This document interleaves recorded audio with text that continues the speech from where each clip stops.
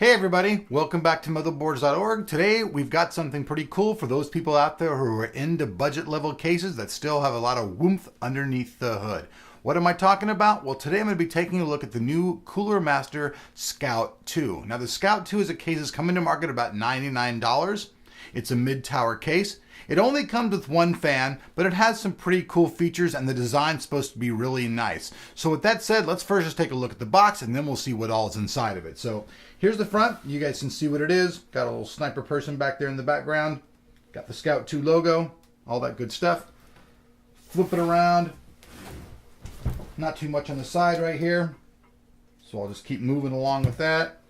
On the back here, it's got some of the stuff. Steel reinforced carrying handles, top exhaust vent, storm guard, has a single fan, has options for 2 more fans in the front, but only one's going to come inside. So you can see it has 7 bays, 3 tool-free ODD bays. It says large rubber feet. So beyond that, let's actually jump in now and actually see what it looks like. So take the trusty old knife here. Make an incision in the old top here. Another one right here. And an additional final one right here.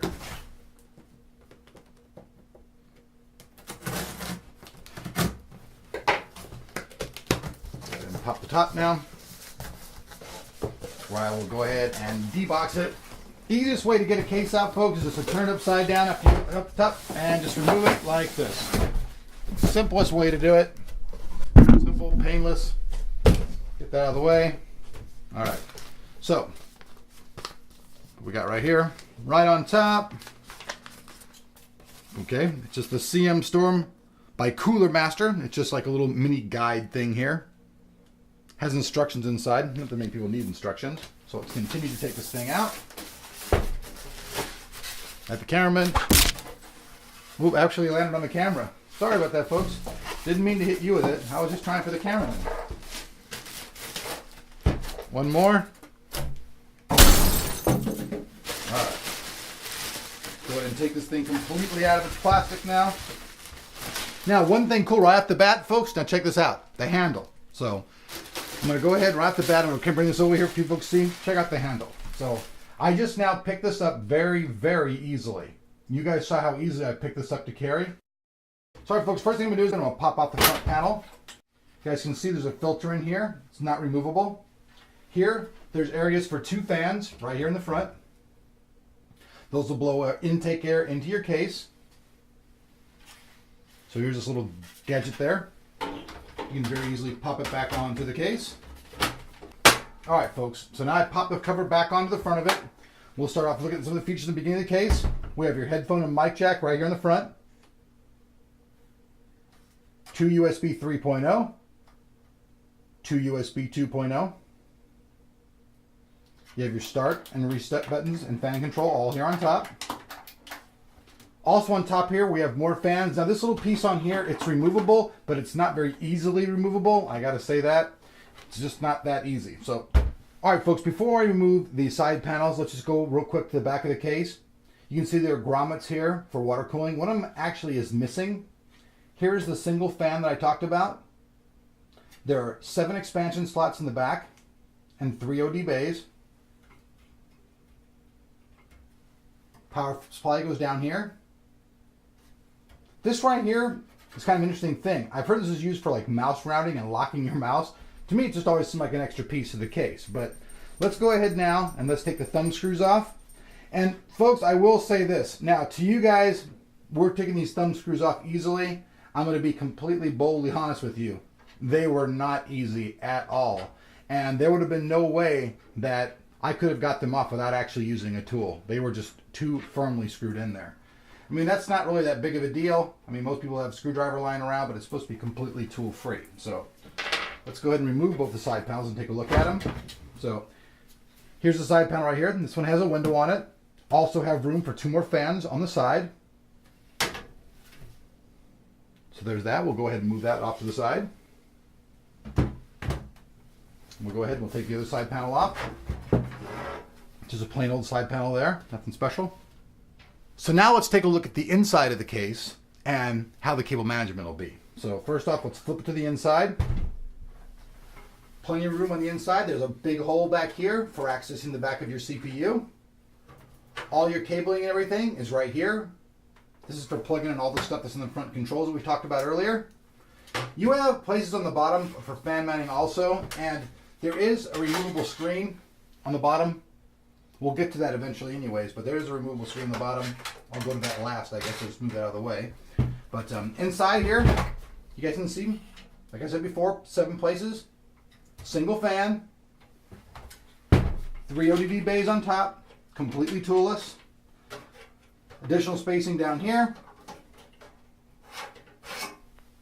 Here are the racks. They're pretty well tough made. They are flexible, but you don't need any screws or anything like that. You just place your drive inside of there.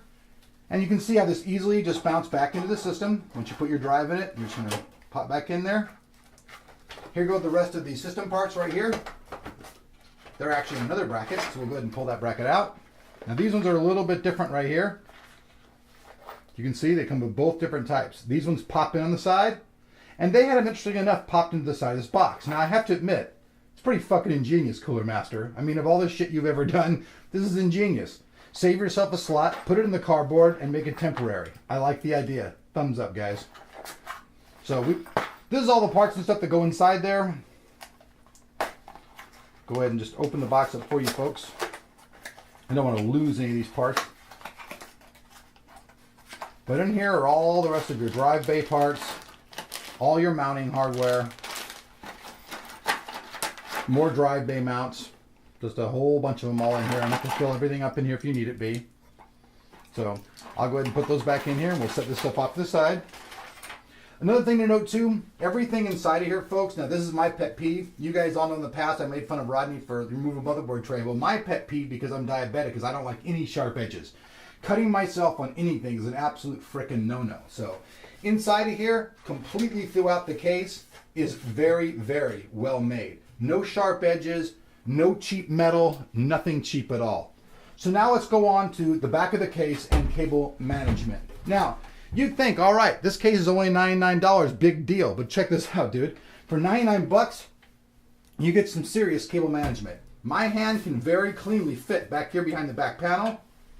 I'm going to bring this up closer to you folks. There's plenty of room, and actually, here we go. Here's a little grommet that fell off. Found it inside the case, so it is here. You guys can see that there's plenty of room back here for cable management.